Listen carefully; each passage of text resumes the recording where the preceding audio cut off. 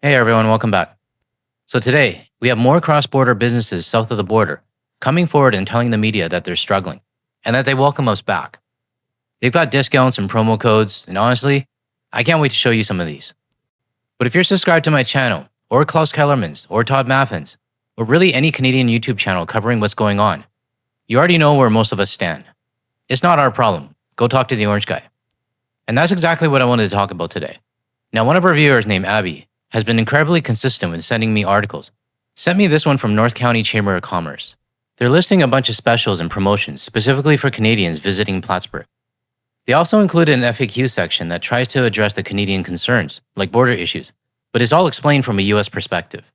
You're actually going to love this one. Lastly, I wanted to talk about a comment that showed up in one of my recent videos. It's from a US citizen who claims Canadians are overreacting, that Trump isn't that great, but he'll be gone eventually, and that everything will just go back to normal. I'm going to save my thoughts for this one at the end of the video.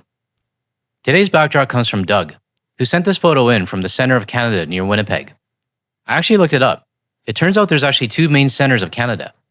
Geographically, the true center is in Nunavut, but this photo shows the east-west center of Canada. So, I actually learned something new today. Doug, thanks for sending this in. All right, let's get to the first report out of Montana. I think people need to do what works for them best, make their dollar stretch as far as it can go. I think from a national perspective, I think that countries doing what's best in their national interest is a good thing. Which country, Canada or the United States? Because if you're talking about the US, then we already know who this guy voted for. We are looking at the economic trends. We're looking at the environment that we're in, and encouraging folks to continue visiting. We've always had at least a sizable share of Canadian visitors coming here, and we want them to continue coming and enjoying our slope. Now, I'm a BC boy, born and raised in Vancouver. Out west in the Lower Mainland, our ski slopes were Cypress, Grouse, and Seymour, and we also had Whistler Blackcomb about an hour and a half drive away. So for us, there really was no need to go south to hit the slopes. I've been to Mount Baker a few times, but honestly, I found our local mountains a little better. But when it comes to Alberta and Montana, I'm genuinely curious. Are the ski slopes in Montana really that great? I'm not asking to insult Montana at all. I'm just asking because I'm not familiar with the ski options there. And from what it looks like, Albertans seem to be staying away. Let me know in the comments if you used to visit the ski slopes in Montana. Yeah, we're all heartbroken about it, honestly. I mean, we love our Canadian visitors. We understand the climate and all that, but I would say, depending on the business, it's probably some are more concerned than others, depending on where they're attracting visitors from. We see the impacts of Canadian tourism on local businesses in our region because we're actually the people that take those beers to those restaurants and bars. They're in Lincoln County, they're in Glacier County, Missoula County, Flathead County, Lake County. And so we see the impact of Canadian tourism. Canadians are our customers, right? We're your customers. We're just another receipt that comes out of the cash register. Before 2025, I probably would have listened to a statement like that and not thought much of it at all. But since January 20th, or whenever the orange guy took the office, and especially since starting this channel, I learned a lot about how lopsided our so-called friendship with the United States really is. I'm not afraid to admit it. I've been in my own bubble, really until I started this channel. But here's a question. How many US business owners who are now pleading for Canadian money, who want us to come back south, how many of them have ever traveled north to support Canadian businesses? I'm willing to bet the ratio is pretty lopsided. It's only now that after we stop visiting that they suddenly miss us. Because before, it was just expected that Canadians will always come back every season. They always do, right? Let me know in the comments if you agree with me on this little vent. And if you do, help out the channel by hitting the like button and subscribing if you're not already.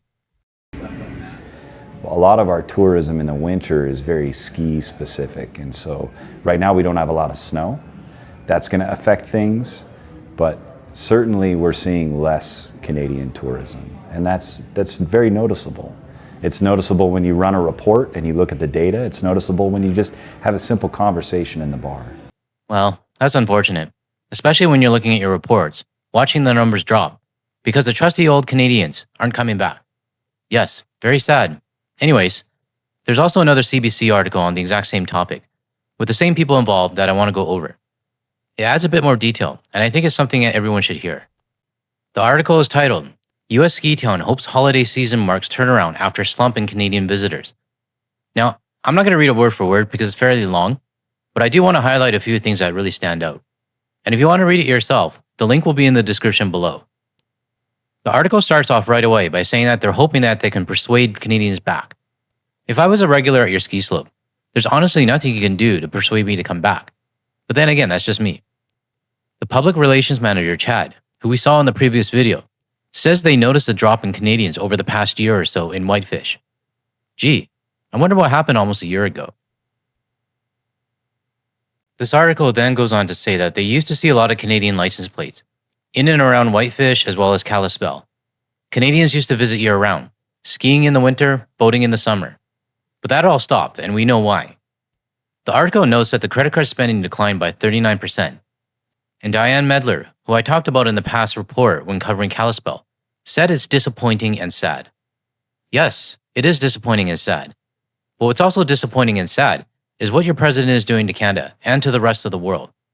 And what's even more disappointing, in my opinion, is the hate, the racism, and what we've seen from many of the citizens, mostly on the right, since the orange guy took office. So you might be sad that the credit card spending from Canadians is down by 39%, but I'm sad and disappointed in our neighbors down south in general. Moving on, the article then talks about travel being down since the 51st state comments. What's also working against them is this once booming tourist spot for Canadians is the weak Canadian dollar, which you already know how I feel about that. But on top of that, they're dealing with a lack of snow and a lot of rain instead. Then the CBC article points out the Canadian Rockies have been blanketed with snow, even showing an Instagram post from the Sunshine Village with fresh powder. Now, is this CBC rubbing salt in the wound? I don't know. But I'll be honest, I kind of found it funny. They then go on to talk about the vacation packages in Banff and Lake Louise. Canadian sales are up 10%, US sales are up 9%, and the sales from the UK and Australia are up 20 and 25% respectively.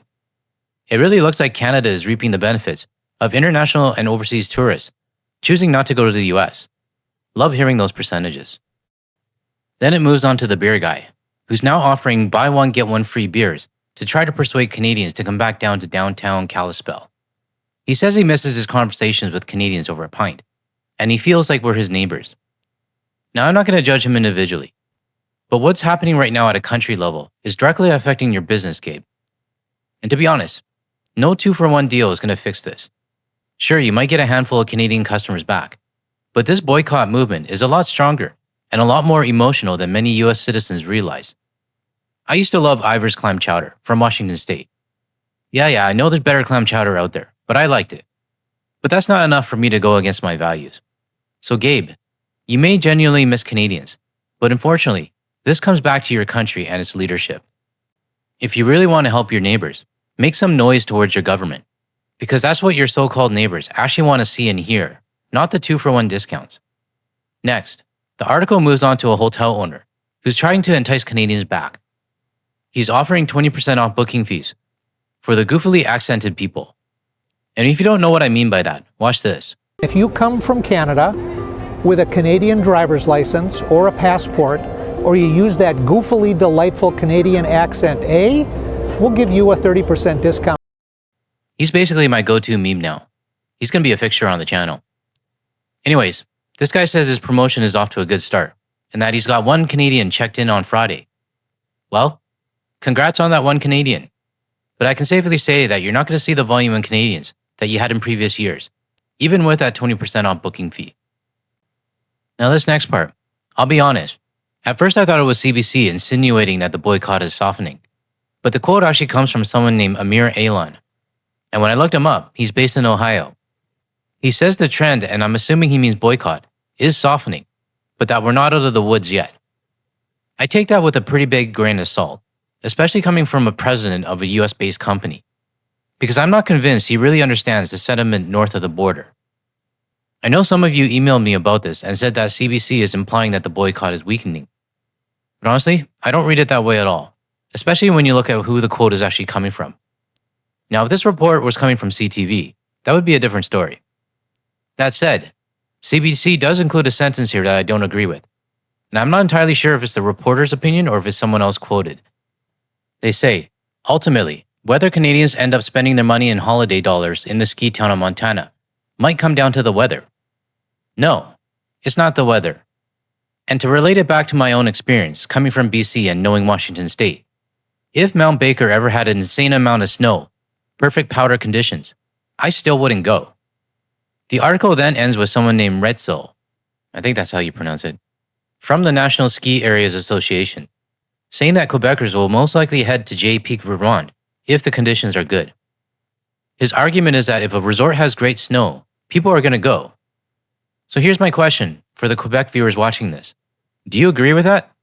If the conditions are good, would Quebecers really head south? I think I already know the answer within this community. To me, that statement sounds arrogant, almost like Canadians can't resist good snow conditions and will come back anyways. Let me know in the comments if you agree with me on this.